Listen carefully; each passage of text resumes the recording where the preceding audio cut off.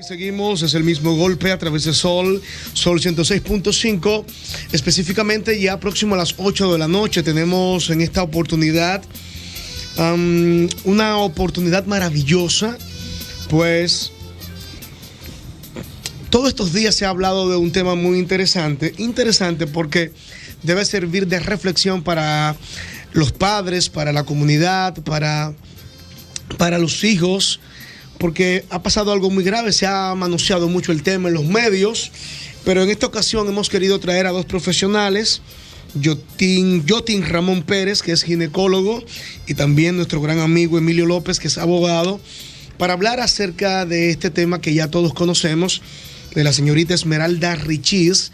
Randy me dice que se pronuncia Richíes o Richíes, pero yo pienso que es Richís, pero bueno. Esmeralda Richís de Higüey, una niña de 17 años, que después de las 7:30 de la noche salió con su profesor de matemáticas y otras niñas, y según los informes de la Procuraduría, otro joven también les acompañaba a la playa, salieron. A sabiendas de esto, los padres, de que ella iba a salir a dar una vueltica, entre comillas, con este adulto, con este profesor, y ya sabemos el desenlace de la niña, la cual murió desangrada después de un acto sexual violento, según el reporte que da el Ministerio Público. Y lo primero que quisiera es preguntarle de manera médica a nuestro ginecólogo invitado, Yotin Ramón Pérez, ¿cómo se puede desangrar a una jovencita después de, como llama el Ministerio Público, un acto sexual violento? Sí, primero agradecerte, José, la oportunidad de estar en esta emblemática cabina, ¿no? Mira, claro, médicamente es posible, porque la vagina, como todo tejido, todo órgano de un ser humano, tiene una irrigación. Irrigación es que está expuesta a recibir oxígeno a través de la sangre. Hay vasos que irrigan, llegan a la vagina, y una vez esos vasos se abren o se rompen, se puede producir un sangrado que pudiera llevar a la hipovolemia. La hipovolemia es disminución de volemia, es decir, disminución de volumen sanguíneo, y una persona que pierda la volemia o que pierde mucha sangre puede fallecer. Ahora bien, la irrigación vaginal está dada por vasos que están conectados, son ramificaciones de vasos importantes como las arterias ilíacas que están en la pelvis, arteria uterina. La arteria uterina por sí sola maneja de 500 a 700 mililitros de sangre por minuto, son dos arterias, cada arteria. Viene una ramificación de una ilíaca interna, está conectada a la aorta, y por ahí, eso te habla de la importancia del flujo sanguíneo que maneja la vagina. Una mujer que desgarra vaginalmente puede sangrar, claro está, y representar un shock hipovolémico grave que pudiera dar la muerte con la paciente. Es raro esto que pasó con la niña, y por eso pregunto, para que se dé este tipo de situación médica, es porque hay una acción muy violenta y quizás voluntaria del hombre con la mujer, porque en la intimidad pasa muchas veces que el hombre puede tener algún movimiento o alguna contracción quizás un poquito brusca que a la mujer le interese o le llame la atención, pero para que se desgarre una vagina no debe haber una intención maligna ya preconcebida, ya con alevosía. No necesariamente, y de hecho es bueno aclarar, no solamente un acto sexual involuntario pudiera desgarrar la vagina, porque aquí es simplemente relacionar un espacio, que es la vagina, que mide de 7 a 9 centímetros, y un pene que te puede medir 12 centímetros. Es como tú entrar un objeto mayor diámetro dentro de un objeto de menor diámetro, se va a romper de la forma que sea. Entonces, no necesariamente tiene que ser un acto violento, es decir, todo, agrégale la fricción que produce el roce, durante el coito, el roce que produce el pene con el tejido vaginal, y cualquier objeto, el pene, cualquier instrumento que trata de introducirse en uno de menor diámetro, pues lo puede romper. Y si fue forzosa, es mucho más peor. Exactamente, claro. Yo he visto en redes sociales, Emilio, a mucha gente diciendo, cada vez que se pronuncia un medio diciendo que hay un año de coerción para este profesor de matemáticas, la gente dice, ¿y los padres? Mucha gente cuestiona, ¿y los padres? ¿Y el padre? ¿Y la madre? ¿Existe alguna condena? ¿Existe alguna medida legal contra un padre que se descuide en República Dominicana? Sí, pero para analizar el tema tenemos que partir del certificado que produjo el INACIP, Instituto Nacional de Ciencias Forenses. ¿Qué dice el INACIP? Que ese pene de ese tamaño no pudo ser el causante de esa hemorragia. Tenemos que partir de ahí. Todo lo que se diga está de más. Esa es la zapata de ese edificio que se va a construir llamado proceso legal. Ese certificado del INACIP, donde dice que si bien es cierto, ella presentaba hematomas físicos y a lo interno de la vagina, no es menos cierto que el tamaño del pene del profesor no pudo ocasionar ese daño. Partiendo de lo que dice el doctor, verdaderamente se da a nivel fisiológico, anatómico se puede dar ese desgarre. Pero, ¿en qué estadística, doctor? Estamos hablando de 1000 casos 1. ¿Usted ha visto de esos casos? Claro, sí, de 1000 casos 1. Los desgarros son que no podemos hablar que es imposible, pero dando el análisis que se hace, el levantamiento que se hizo, que se le analizaron las partes genitales al maestro y no hubo hematoma. Es decir, cualquier tipo de acto de violencia se produjo después del acto sexual. No estamos diciendo que no la violó, en modo alguno. ¿Oyeron?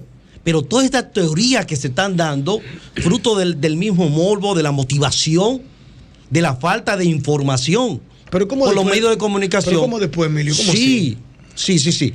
Sí, el mismo certificado dice, cuando le hacen la evaluación a él, que se le hicieron tanto al cadáver como al mismo maestro, de que sus genitales estaban intactos. Es decir, cuando hay una agresión sexual, ambas partes sufren. Doctor, usted me puede corroborar en eso. ¿Entiende? Ambas partes. ¿Por qué? Porque se habló de un coito agresivo. Que se habló, muchas personas, hasta médicos, yo escuché diciendo, señor, esa violación le produjo esto. No fue eso. Pero escúchame, Emilio, el doctor dice que no es así. No necesariamente el pene puede sufrir en caso de algún coito agresivo. Lo que puede producirse en el pene es una fractura de pene. Pero, por ejemplo, la vagina no tiene la capacidad, dadas sus paredes que son lisas, el músculo membranosa, que tienden a estirarse inclusive, de producirle un daño a un pene. Doctor, un punto esencial ahí. Usted es el experto en esa materia. Le digo por lo siguiente. Las condiciones que quedó la vagina, obligatoriamente, si hubiese sido en el coito, en esa relación sexual, hubiese existido un mínimo de hematoma en los genitales del maestro. Porque estamos hablando de que estaba totalmente desgarrada. Ahora, ¿qué determina eso? El pene, ¿Qué determina el pene eso? No necesariamente. No, estamos hablando de los testículos para que la gente pueda entender rápidamente. ¿Y por qué le hacen la evaluación a él, doctor? ¿Por qué se la hacen? Para buscar una referencia. Exacto. ¿Con qué se le produjo ese daño a ella? Por eso yo estoy diciendo, muchos se han anticipado, se han ido, como dicen, con el amague, de que, bueno, fruto de esa violación ella se desangró y perdió la vida. ¿Y entonces qué fue lo que pasó? No. Ella tuvo un acto de barbarie. Para que lo sepan. ¿Cómo así de barbarie? El acto de barbarie es cuando tú le ocasionas un daño a una persona que no se puede defender, que va más allá de cualquier acto sexual involuntario. O sea, usted entiende que hubo otros objetos. Claro que sí, claro que sí. Escenario. Y el mismo certificado lo dice. Por eso es que estamos hablando de que posteriormente a la relación, ellos van a una farmacia. Posteriormente a la relación, ellos se detuvieron en 2 bombas de gasolina. Y el mismo propietario de la bomba de gasolina dice, entró sangrando y dejó el baño completamente impactado con sangre. Y ahí despertó la alarma. De los mismos, ella llega a su casa con la ropa manchada. Entonces se está hablando, y mire, yo voy a decir lo siguiente. Quiero felicitar, independientemente del rol que tenemos que jugar los abogados, el manejo que ha tenido el abogado del profesor. Oigan esto, el abogado del profesor. ¿Por qué usted lo felicita? Oiga, ¿por qué? Mire, Yusser, esto es una desgracia no tan solo para esa familia, para ambas familias, para el país. Porque estamos partiendo, como decía Eugenio María de Hostos, que el maestro es el segundo padre, es la referencia moral a seguir. Y mira lo que hizo este individuo. Y dice el maestro, señores, el abogado del maestro dice, señores, en la Cámara Excel, que es un espacio muy íntimo para los menores de edad, que le crean las condiciones para que no haya ningún tipo de influencia externa, dice una de las amiguitas, yo no me quedé a dormir por lo que le estaba haciendo la madre cuando nos iban a acostar a dormir ahí. ¿Cómo así? Es decir, que ella prefirió abandonar la casa porque su amiga iba a dormir con ella en la casa, se iba a quedar, y llamó a la mamá, a una tía para pedir permiso. Y dice, yo no me quedé por la forma en que la mamá la estaba tratando. De hecho, dice el mismo certificado que no tan solo fue su parte íntima que estaban los hematomas, parte del cuerpo lo tenía. ¿Entiendes? Yo sí parto de que el profesor tuvo una relación sexual con ella.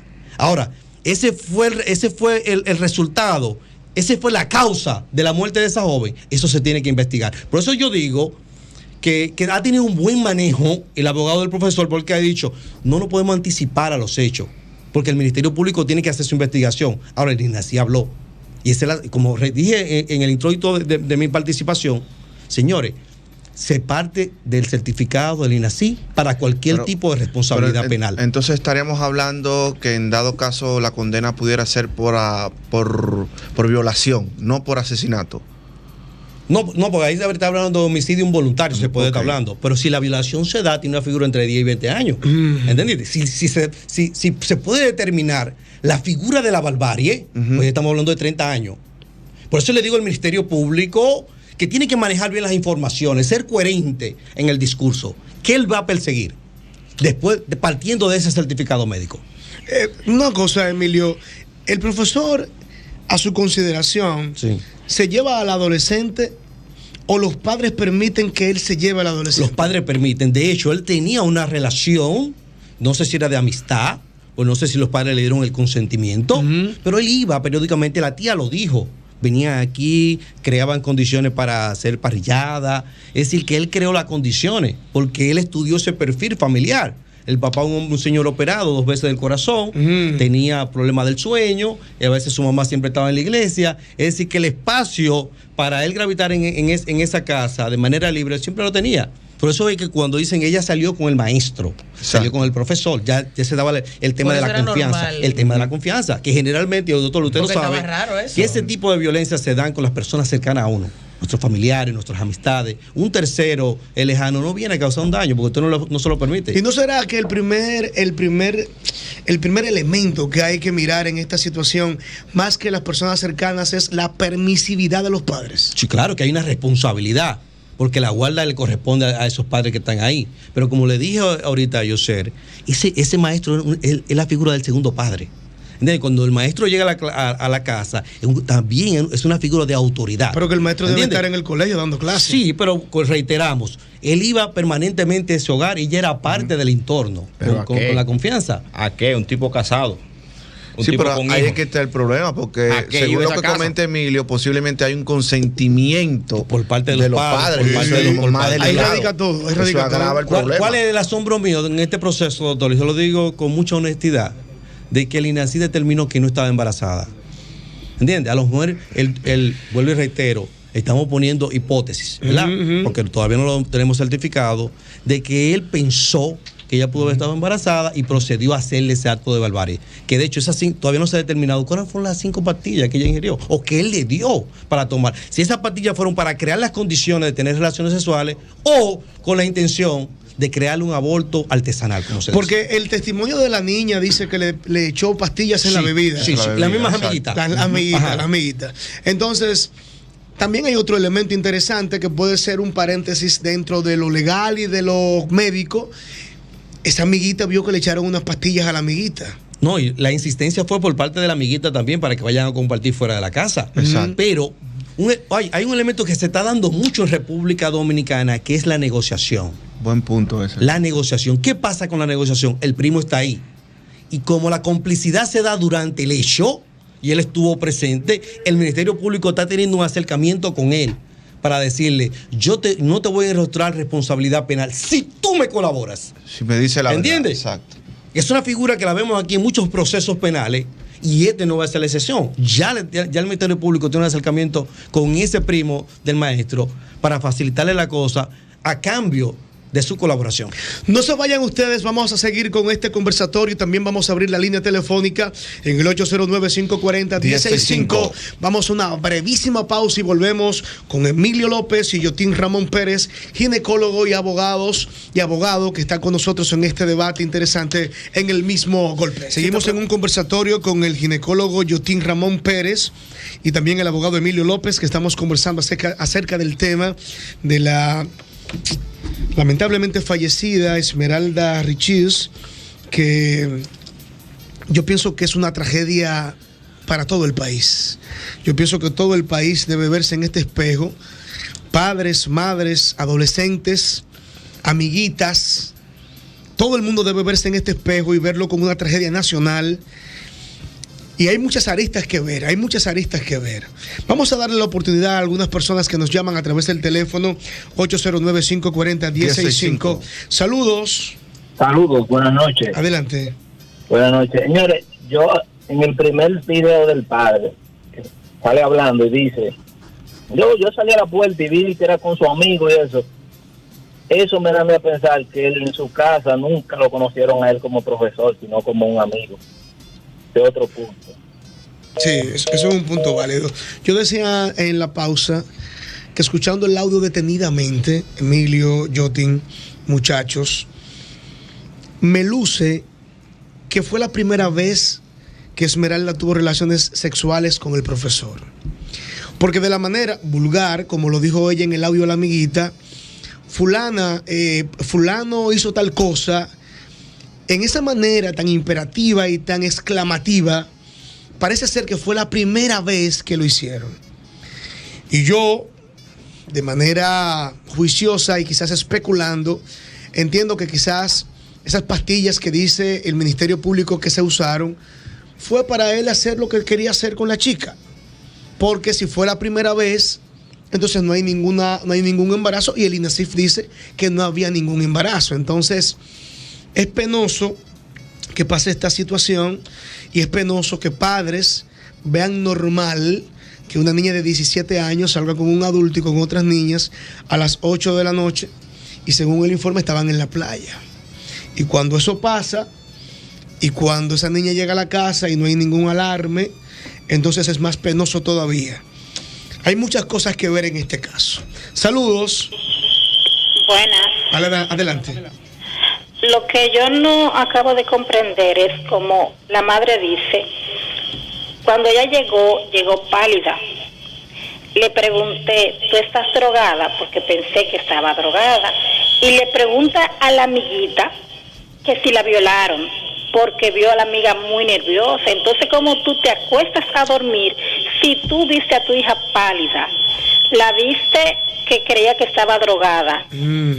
Y además de eso, ves que cuando tu hija se para de donde se sienta, deja un sangrero. ¿Cómo tú eres capaz de acostarte y dejar a tu hija en esa condición? Eso no lo entiendo. Sí.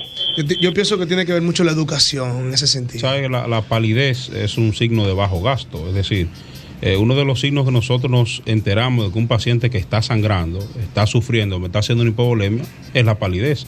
Porque la perfusión hacia la piel se ve limitada. Y cuando nosotros vemos una paciente que está sangrando, que me hace hipotensión, que está perdiendo sangre, si hay palidez, eso es un dato de alarma. Sí. Okay. Aquí hemos dicho de manera de chanza, no de broma, que cuando vamos en la carretera a 200, Dios se apea y te deja solo. No, vete tú solo, porque si tú vas a 200, ¿qué vamos a hacer? Vete solo. Si una persona muere con el cinturón de seguridad, sin beber alcohol, con todas las medidas, siendo responsable, bueno, cosas del destino. Pero en la situación que esta niña sufrió esto, tiene que ver mucho con el descuido y la confianza de los padres. Él es el culpable, ¿eh? Él es el que va a ser condenado y va a tener todo el peso de la justicia dominicana. Pero unos padres responsables, yo no pienso que pueden dejar a un adolescente que salga con un adulto a ninguna hora, porque el cerebro de una niña de 17 años no ha madurado. Científicamente se ha demostrado que el cerebro madura a los 28 años. Pero una niña de 17 años tiene toda la vulnerabilidad para ser seducida, para ser llevada a un terreno donde ella no quiere, porque es una menor de edad. Y por eso es que los padres deben existir para saber qué es lo que más le conviene a los niños, qué es lo que más les conviene a los adolescentes. Pero si usted viene un hombre y usted cree en eso y se va a una niña a las 8 de la noche para la calle, bueno, pues entonces también hay que ver un poquito esa cultura de dejadez que tienen muchos padres dominicanos, que viene desde la antigüedad Desde la antigüedad, cuando en el campo una niña de 11 y 13 años se le entregaban a un atero, a un ganadero. Sí. Pero yo entiendo que en el 2023 padres responsables, una nueva generación de padres, deben romper con eso. Yosani va al cine con sus amiguitos y yo me siento ahí en el Candy. Y voy a la puerta y está ahí en el cine. Yo sé, el cuidado con usted tomarse como referencia, porque usted no puede analizar este caso partiendo de usted, un hombre formado. Bueno, usted dijo bien claro el tema de la educación. Lo siento mucho. Oye, usted es un hombre educado y usted es un hombre responsable. Lo siento mucho. Eso es lo que tenemos que predicar, replicar. La falta de educación llevó a cabo con esta desgracia. Pero hay que decirlo, porque es que el problema está, lamentablemente todo el mundo puede tener un hijo. Es lamentable. O sea, por genética todo el mundo puede. Pero hay gente que no debería tener hijos.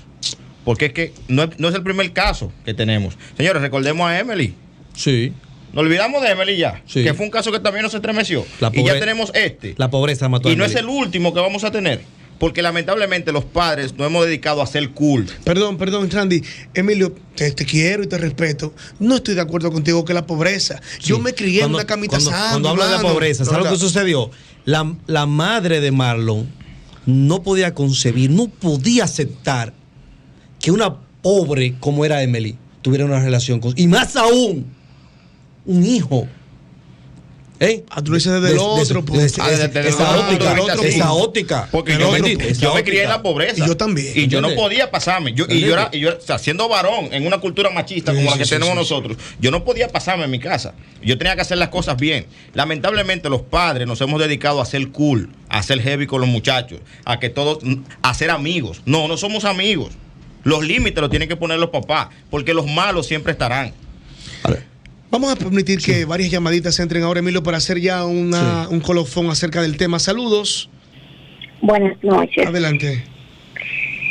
Una pregunta para el doctor. Sí. Mediante ya una persona muerta, ¿se le podría hacer un examen de toxicología, digo yo, para saber si le dieron una pastilla, para saber qué fue lo que le dieron? Sí, claro. Se puede, doctor. Sí, se puede hacer. De hecho, en las recomendaciones que están circulando, en el informe del INASIF, que circula, una de las recomendaciones que hablan es hacer una prueba toxicológica. Sí, que de hecho ya va a tener que hacerse solicitada por la víctima. ¿Oyeron? Por parte de los abogados de la víctima tienen que hacerlo obligatoriamente, porque eso fue un estudio preliminar. Es decir, ese levantamiento que él hizo en el INASIF determinó la causa de la muerte. Ahora, ¿qué hubo ahí? Ya es otro examen que el doctor. Tenemos que irnos, Emilio. ¿El primo caerá preso? Ya, de hecho, se le está enrotando responsabilidad penal. Que yo le dije, esta facilidad de negociación, de acercamiento, va a limitar el proceso en cuanto a la duración. Es decir, el primo puede decir, relatar totalmente ahí, porque estuvo, tomando esto de aquí, de la complicidad, durante el hecho, que se da durante el hecho, y él estuvo presente. Entonces, él es la figura idónea para que se sepa qué fue lo que sucedió ahí. Perfecto. Doctor, vamos en otro momento a invitarle para tratar otro tema. Ya tenemos que irnos para pasar a otro bloque. Agradecemos de verdad al doctor ginecólogo Yotin Ramón Pérez. Redes sociales, doctor, ¿dónde podemos seguir? Yotin Pérez. Redes sociales. Emilio López, abogado. Le felicito. El podcast que está haciendo Politiqueando está perfecto. Gracias. Está muy bien. Esta tarde venía escuchando un capítulo y me parece genial. Y lo comprometí públicamente para que debo ir. Antes del clásico voy por allá. Okay. Es el mismo golpe. Sol 106.5, con la mayor variedad de contenido, información, entretenimiento e interacción en una sola estación. Cobertura total, disponible para ti en la radio y en las plataformas digitales. Somos Sol 106.5, la más interactiva.